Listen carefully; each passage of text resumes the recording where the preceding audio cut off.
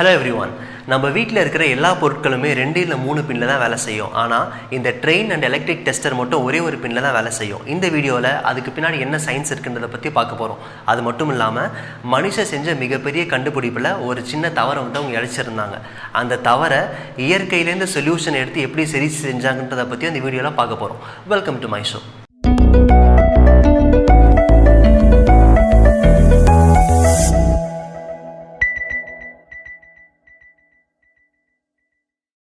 ட்ரெயின்லாம் எப்படி ஒரு வயரில் வேலை செய்யுதுன்னு பார்க்கறதுக்கு முன்னாடி நம்ம வீட்டில் இருக்கிற பொருட்கள்லாம் எப்படி வேலை செய்யுதுன்னு பார்ப்போம்.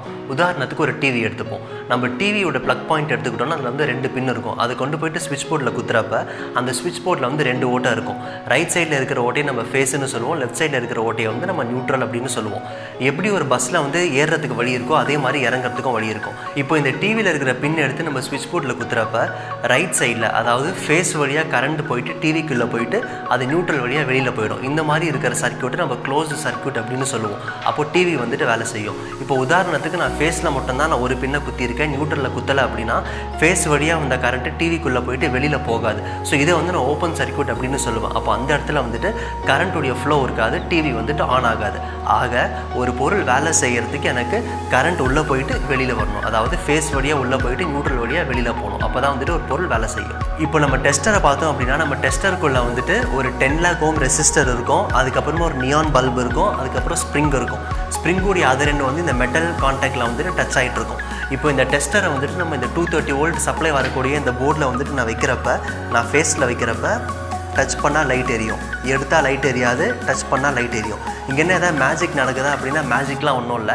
இப்போ அதுலேருந்து வர 230 volt சப்ளை நான் முன்னாடி சொன்ன மாதிரி இதில் 10 lakh ohm ரெசிஸ்டர் இருக்குது. அது வழியாக போகிறப்ப நமக்கு அது 2.5 volட்டாக கன்வெர்ட் ஆகிடும். ஸோ இந்த 2.5 volt வந்து அந்த நியான் பல்ப் ஏரியறதுக்கு போதுமானதாக இருக்கும். இப்போ நான் மேலே கை வைக்கிறப்ப என்ன ஆகும்னா அந்த கரண்ட் என்னோட உடம்பு வழியாக போயிட்டு கிரவுண்டில் போயிட்டு கனெக்ட் ஆகிடுது. அதனால நம்ம ஹியூமன் பாடி வந்து நியூட்ரலாக ஆக்ட் ஆகுது. அதனால it is a closed circuit and light வந்து எரியுது. நான் கை எடுக்கிறப்ப ஃபேஸ்லேருந்து மட்டும் தான் வருது. ஸோ அது ஓப்பன் சர்க்யூட், ஸோ லைட் வந்துட்டு எரியல. இந்த ரயில்வே ஸ்டேஷன்லாம் பார்த்தீங்கன்னா ட்ரெயினுக்கு மேலே ஒரே ஒரு ஒயர் மட்டும் சோலோவாக போயிட்டுருக்கும். அந்த ஒரு ஒயருக்கு மேலே வந்துட்டு 25,000 volts கரண்ட் வந்து போயிட்டுருக்கும். அந்த ஒயரை வந்துட்டு ஃபேஸ் ஒயர் அப்படின்னு சொல்லுவோம். இப்போ ட்ரெயினுக்கு மேலே பார்த்தோம் அப்படின்னா ஒரு ஆண்டனா மாதிரி ஒரு ஸ்ட்ரக்சர் இருக்கும். அந்த ஸ்ட்ரக்சரை பேண்டோகிராஃப் அப்படின்னு சொல்லுவோம். இந்த பேண்டோகிராஃப் அந்த ஃபேஸ் ஒயர் கூட கான்டாக்டில் இருக்கிறப்ப அந்த 25,000 volts கரண்ட் அப்சர்வ் பண்ணி ட்ரெயினில் இருக்கக்கூடிய சர்க்யூட்ஸ்க்கு வந்துட்டு கொடுக்கும். ஸோ கடைசியாக அந்த சர்க்யூட்லேருந்து வர அந்த ஒரு ஒயரை வந்துட்டு என்ன பண்ணுவாங்கன்னா ட்ரெயினில் இருக்கக்கூடிய வீலில் வந்து கனெக்ட் பண்ணி விட்டுருவாங்க. இந்த வீல் வந்து ட்ராக்கோட கான்டாக்டில் இருக்கிறதுனால அது அப்படியே வந்துட்டு கிரவுண்ட் ஆகிடும். இப்போ பார்த்தோன்னா மேலே ஃபேஸில் வர கரண்ட்டு கீழே கிரவுண்டுக்கு கனெக்ட் ஆகிடுது. Again it is a closed circuit. So அதனால தான் வந்துட்டு ட்ரெயின் மூவ் ஆகுது. நம்ம எல்லாருக்கும் ஒரு டவுட் வரும், என்னடா நீ 25,000 volts கரண்ட் வரும்னு சொன்னியே, அந்த ட்ராக்கில் போச்சுன்னா நம்ம வந்து கருகிட மாட்டோமான்னு சொல்லிட்டு கேட்போம். இப்போ நான் ட்ராக் மேலே நின்னாலுமே வந்து நான் கருக மாட்டேன். ஏன் அப்படின்னா ட்ராக்கை கம்பேர் பண்ணுறப்ப ஹியூமன் பாடி வந்துட்டு ஹை ரெசிஸ்டிவ். ஸோ அதனால கரண்ட் அவ்வளோ கஷ்டப்பட்டு ஹியூமன் பாடிக்கெலாம் ஏறாது, அது ட்ராக் வழியாகவே போயிட்டு கிரவுண்ட் ஆகிடும். நான் வீடியோட ஆரம்பத்தில் சொன்னல மனுஷன் செஞ்ச ஒரு மிகப்பெரிய கண்டுபிடிப்பில் சின்னதாக ஒரு தவறு செஞ்சுட்டாங்கன்னு. ஆமாம், மனுஷன் செஞ்ச ஒரு மிகப்பெரிய கண்டுபிடிப்பு என்னென்னு பார்த்தோம் அப்படின்னா புல்லட் ட்ரெயின்ஸ். ஸோ இப்போது இருக்கிற புல்லட் ட்ரெயின்ஸ்லாம் பார்த்தோம் அப்படின்னா 500 and 600 km/h போகிற மாதிரி ஸ்பீடில் வந்து டிசைன் பண்ணியிருக்காங்க. இந்த புல்லட் ட்ரெயினில் இருக்கிற ஒரு மிகப்பெரிய ட்ராபேக் என்னன்னு கேட்டோம் அப்படின்னா இந்த ட்ரெயின் போகிறப்ப உருவாகிற சவுண்டு தான். இந்த சவுண்டு வந்து எந்த அளவுக்கு பயங்கரமாக இருக்குன்னா அந்த ட்ரெயின் போகுது அப்படின்னா அந்த சுற்று வட்டாரத்தில் இருக்கிற 1 kilometer தூரம் வரைக்கும் அந்த சவுண்டு வந்துட்டு மனிதர்களெல்லாம் உணர முடியும். இதனால் அவங்களுடைய லைவ்லிஹுட் வந்து பாதிச்சு இருந்துச்சு. இந்த ப்ராப்ளம்க்கு என்னடா சொல்யூஷன் அப்படின்ட்டு அந்த ட்ரெயினை டிசைன் பண்ண ஸ்ட்ரக்சரல் இன்ஜினியர்ஸ் எல்லாமே திங்க் பண்ணிட்டு இருந்தப்ப அந்த டீம்லேருந்து ஒருத்தர் வந்துட்டு இதுக்கான சொல்யூஷனை கொடுத்தாரு. அவர் வந்துட்டு பேர்ட் எந்தூசியாசிஸ்ட். அவர் என்ன பண்ணார், இந்த கிங்ஃபிஷரோட பீக்கை இன்ஸ்பயர் பண்ணி தான் இப்போ இருக்கிற புல்லட் ட்ரெயினுக்கான அந்த ஃப்ரண்ட் போர்ஷனை வந்து டிசைன் பண்ணாங்க.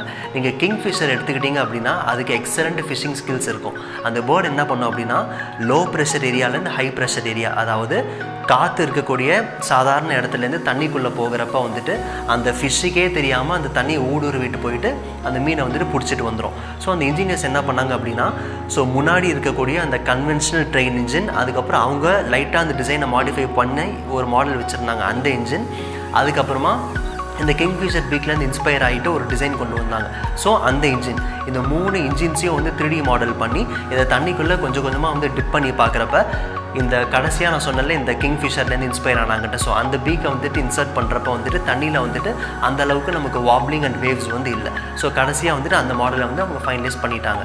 இந்த மாதிரி எந்த ஒரு டிசைனை வந்துட்டு நம்ம நேச்சர்லேருந்து இன்ஸ்பயர் பண்ணி கொண்டு வரோமோ அது வந்து பயோமிமிக்ரி அப்படின்னு சொல்லுவோம். இது இங்கிலீஷில் வந்துட்டு இனோவேஷன் இன்ஸ்பயர்ட் ஃப்ரம் நேச்சர் அப்படின்னு சொல்லுவாங்க.